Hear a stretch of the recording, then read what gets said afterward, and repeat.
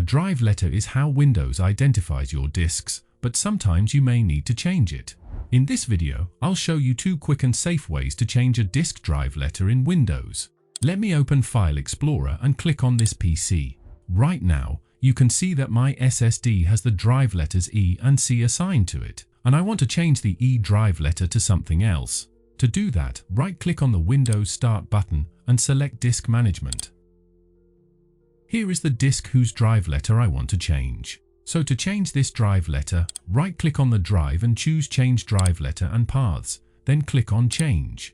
From this drop-down menu, choose any drive letter that's available. I'll select the letter S, then click OK. You'll see this confirmation message. Just click Yes to continue. And now, the drive has new letter I assigned to it, which is S. This is the first way to change a drive letter. Let's do the same thing using Command Prompt. Let's search for CMD and open it as administrator.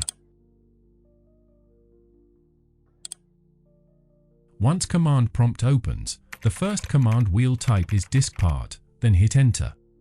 When you see diskpart, type list volume command and press Enter.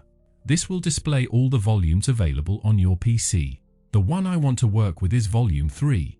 To select it, type select, followed by a space, then the volume name, and hit Enter.